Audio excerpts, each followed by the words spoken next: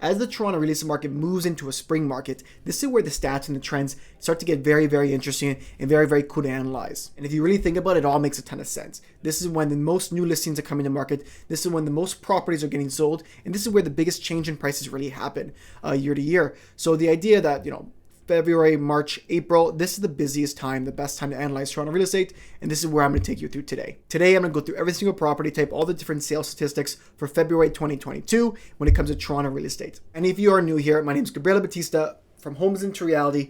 I'm a GTA real estate agent. I help a lot of Toronto first-time buyers get into the Toronto real estate market, learn about the Toronto real estate market. My goal is to educate first-time buyers getting into the market, so when they eventually do buy in a year, months, whatever it may be, they're filled with confidence and they know what they're doing going into their first big purchase. So if you like what you see, slow down, like, subscribe, give me a comment, let me know what you think of the videos and what you'd like to see in the future. Again, every single week, I'm helping first-time buyers in the real estate market through weekly videos, weekly Instagram videos, and a weekly newsletter. So I'm doing my best to, educate people throughout the process and do what I'm passionate about. So let's get to the fun stuff. And the most fun thing typically is your median price point of different types of Toronto properties. For a detached home, you're looking at $1.346 million to purchase.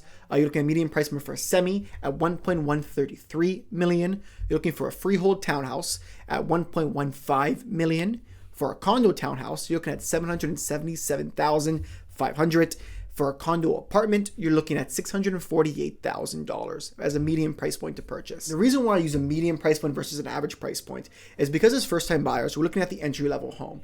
And for an average, it tends to be skewed a little bit more to a higher price point because of luxury properties, because they're much more expensive than your average or a median. So with the median price point, we're looking at the middle ground of what the typical entry-level property is when it comes to these types of homes. And what do these numbers mean? And this is where it gets very interesting. Looking at the year-over-year numbers, we're tracking February of 2023 versus February 2022. To remind you, 2022 was a crazy year in Toronto real estate where prices really shot up. You're seeing, that's the peak of all Toronto real estate prices. So we're looking at probably the highest highs when it comes to last year's prices versus currently right now. For detached homes, you're down 19.61%. For semi-detached homes, you're down 18.37%. For freehold townhouses, you're down 12.08%. For condo townhouses, you're down 16.35%. And for condo apartments, you're down 13.02%. And wow, what a big difference when it comes to year over year. Again, we're comparing the peak of last year versus prices right now. If we pull up the graph from year over year prices, you're going to notice a difference between 2022 and 2023 likely is going to be right now. This is going to be the biggest gap between prices now and before. So what's interesting when it comes to this type of stuff is we look over the month-over-month changes, it seems not as drastic or not as dire the situation of Toronto real estate. If you're looking at detached homes month-over-month from January to February of this year, we're up 6%. For semis, we're up 4.86%. For freehold townhouses, we're up just over 5%. And condo townhouses, we're up 4.54%.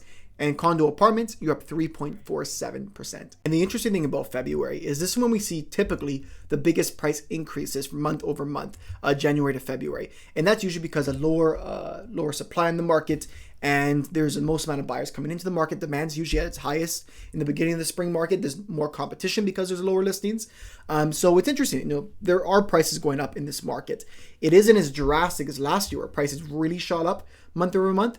But you definitely seen that spring market's still alive and well. We're just not at that same price point we were last year, which in some cases was just, unreasonable, very unaffordable. We're at a higher interest rate right now, so it's not as of a severe change month over month. So we'll get to talking about why that is. Why hasn't maybe the drastic change, why wasn't the change so drastic compared to last year? And we're going to pull up our new listings and our active listings, which are very key numbers. We'll pull it up here.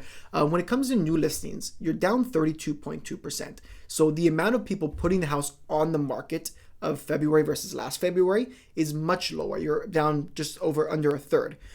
So these buyers who are still there, maybe there's not as many buyers as last year, but they're fighting over less properties. And in years past, I probably have said that it feels like supply is very, very low, or even lower than it was before. People aren't as motivated to sell the property if they think it's going to be at a discount, quote unquote, which I don't consider it a discount, but they don't think because the property's at its peak, they're not willing to put the property on the market, which is interesting, down 32.2%.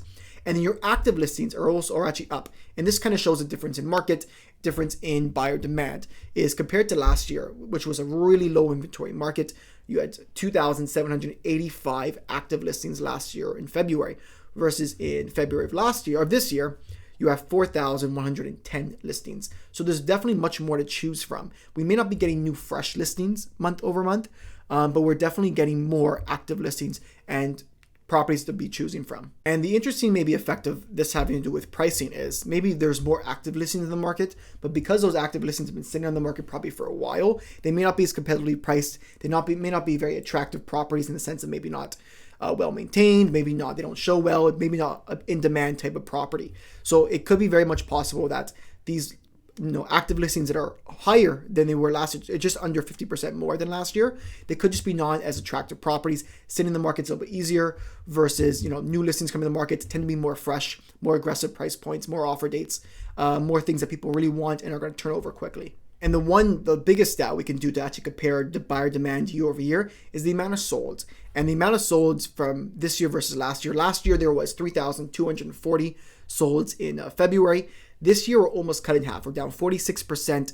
We had 1,745 properties sold in February, which again, is a very low number. Not as low as January, which was pretty severely low.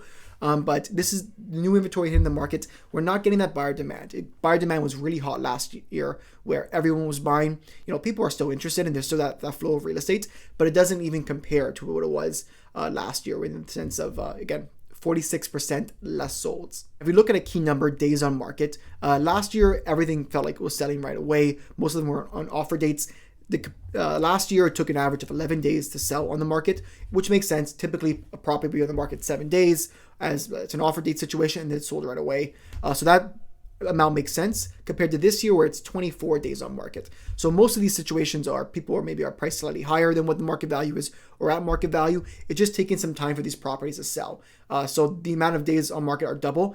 24 days on market is lower than last month. Last month, it took about a month for properties to sell. But 24 days is definitely a step lower. So there is that picking up demand month over month, but year over year, you can tell that it's a different beast. It's a different animal when you're comparing the two spring markets. So here's a couple antidotes or maybe things that I'm seeing in the marketplace right now, just compared to my showings, my clients, and what I'm seeing. At least my experiences. It obviously could differ person to person, but I'm in the market a lot. I'm seeing a lot of freeholds, townhouses. I would say your move up type of property, not your entry level price point, is getting more action than I would have thought. We're seeing some properties that are priced pretty aggressively are getting significant offers on the properties. You're getting 10 offers, 12 offers for properties that are priced fairly low, and they're going for prices that I thought they may not have gotten, so a little bit more than my expectation. But that's been the case more for your move up type of property. Your condos is an interesting one because I'm not seeing a ton of great supply of condos out there, but I'm also not seeing a ton of competition in those condos as well. I'm seeing them sell if they're priced properly, but I'm not really seeing them sell in huge multiples like freeholds are. They're a little bit more steady, a little bit more cool, calm, collected. And it's been a different type of market. I'm finding as long as a property is priced well in a condo, it'll sell eventually, but it won't sell like day one, day two. So we're definitely dealing with a different beast than last year where it was extremely aggressive to get any property. But you're definitely having a bit of a spike in activity. I'm just not seeing as much in the condo end versus like your move up buyer type of property. And maybe my thought why that is because the people who can actually make a move, maybe they're move up buyers, are the people who have built up a lot of equity in their homes and they have that money readily available, especially in a very unaffordable high interest rate market like this. It's probably people who have a house already, have that equity saved up and they want to get their dream home or their move up home. They have that money ready to go versus the condo. You're dealing with first-time buyers. You're dealing with people that we're talking to right now who may not yet be at that point where they're able to afford these higher interest rates. So the amount of people buying might be a little bit lower, which is why we're not seeing that craziness. All this can change, but that's maybe my thoughts on why you're not seeing that same activity when it comes to condos. Let me know what you think in the comments as well. And if you want to learn more about the condo market and what the prices are doing versus rents are doing, that's a really interesting market to study. That was my video last week. Take a look at it. And I give you more of a breakdown what prices are going up versus what prices are staying pretty flat. Take a look at that video as well. That's my 2 cents on the real estate market by the numbers for February 2023. I actually love going through these numbers because it gives me a good sense of what's going on in the market, and I can forward this information to you guys. That's my key thing. And I talk to first-time buyers all the time. I want to talk to you guys and give you that confidence to know the market really, really well. Even if you guys are buying in a year, 2 years, 6 months, it's important to follow the market steady and understand what's going on. So when you already make that big move, you have the confidence to do so. I'm telling you all the information for free. Of course, if you want to set up a call with me any single time, in the description. My calendar link is there, or send me a quick message. I believe my phone number is there as well. I'm happy to touch base about your situation, either if it's buying, selling, renting, whatever it may be. I'm happy to go through it with you because that's what I love to do with clients. Lastly, I got a ton of other videos in the channel. I've got a ton of videos on my Instagram. Follow me on both platforms, subscribe, like, do all the fun stuff, whatever it may be. And let me know if any questions in the comments as well. I love your feedback as always. Anyways, it's Gabriele Battista, Homes into Reality. See you next week. Can't wait. Bye.